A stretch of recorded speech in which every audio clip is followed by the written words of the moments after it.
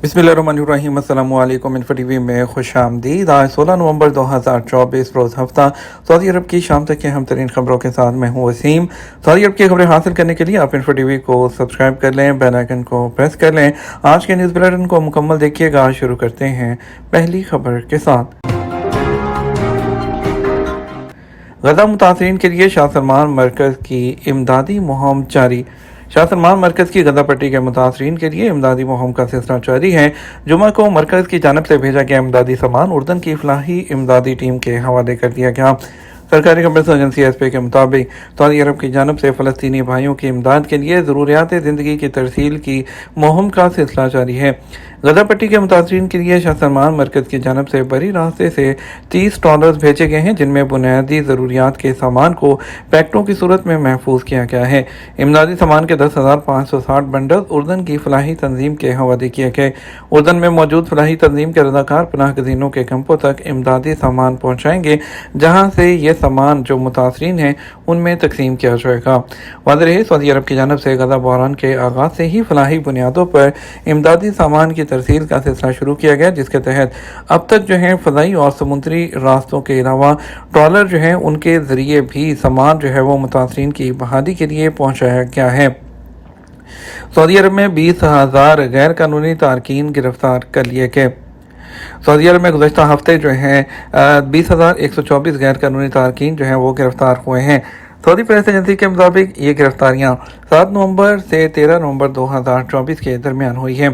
गैर कानूनी तारकीन के खिलाफ काम करने वाली जो कमेटी है उसने कहा कि कुल गिरफ्तार शुदगान में से 11,607 जो थे वो इकामा कवानीन की खिलाफ वर्जी कर रहे थे।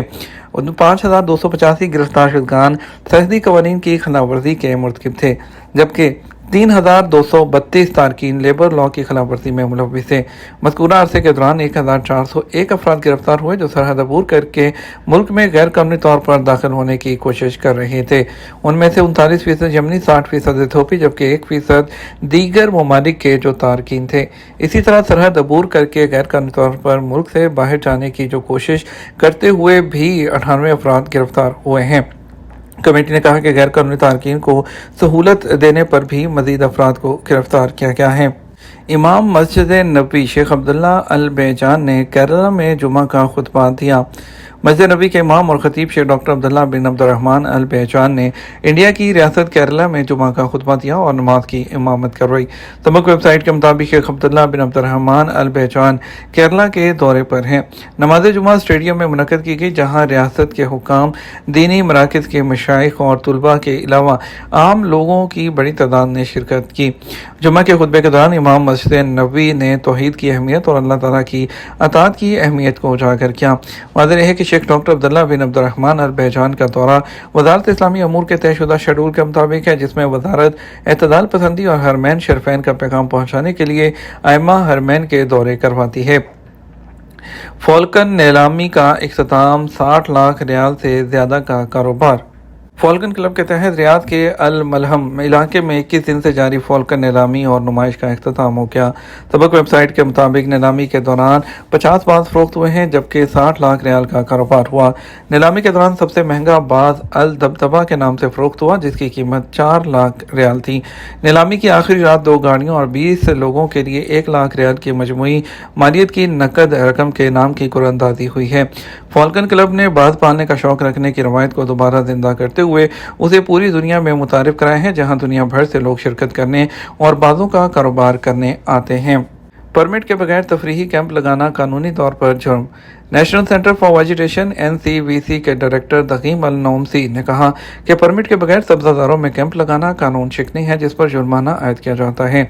आज़ाद न्यूज़ के मुताबिक ग्रीन इनिशिएटिव मुहिम के तहत सऊदी अरब में माहौलियाती तहफ़्फ़ुज़ के लिए मुख्तलिफ इक़दाम किए जा रहे हैं, जिनमें सब्जादारों में इजाफा करना और मुस्तक़बिल में माहौलियाती चैलेंजेस से निपटना शामिल है।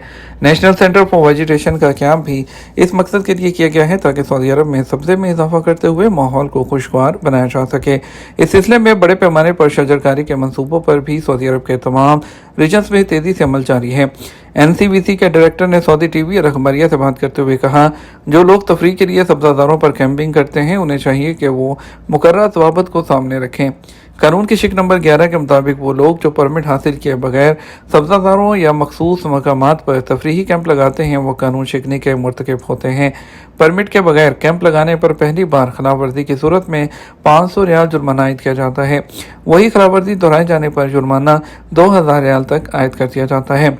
उनका मजीद कहना था मुतलका इदारे की टीमें खिलाफ वर्जी का बाकायदा रिकॉर्ड रखती हैं ताकि उस शख्स की जानब से वही खिलाफ वर्जी जो है उसको दोहराए जाने की सूरत में जुर्माने की रकम में इजाफा किया जाए। इसके अलावा कैंप लगाने पर सब्ज़ादार को जो नुकसान पहुंचा हो उसे भी दुरुस्त करना खिलाफ वर्जी के मुर्तकिब ज़िम्मेदार का होगा। तजारती मकासद के लिए मुल्की मजहबी या फ़िरका वाराना अलामात के इस्तेमाल पर पाबंदी। वज़ीर तजारत डॉक्टर माजिद अल कज़मी ने तजारती मकासद के लिए किसी भी मुल्क मजहब या फ़िरका वाराना जो अलामात वगैरह हैं उनके इस्तेमाल पर पाबंदी आयद करने का फ़ैसला जारी किया है। और अखबार 24 के मुताबिक फ़ैसले का मकसद किसी भी अलामात के गलत इस्तेमाल से रोकना है। वज़ीर तजारत की जानब से दिए गए फ़ैसले पर जो है 90 दिन बाद अमल दरामद शुरू कर दिया जाएगा। फ़ैसला सादर किए जाने के बाद मुतलका इदारों को हदायत जो है वो की गई है कि वो खिलाफ वर्जी पर कानूनी कार्रवाई करें। वाज़ेह है कि इससे पहले जो है वज़ारत तजारत की जानब से सितंबर 2022 को तजारती इदारों या इनफरादी सतह पर सऊदी अरब का झंडा जिस पर लफ्ज़ अल जलाला और अल तौहीद या सऊदी अरब की अलामत 2 तलवारें और खजूर का दरख्त बना हो तजारती मकासद के लिए इस्तेमाल पर पाबंदी का ऐलान भी किया था।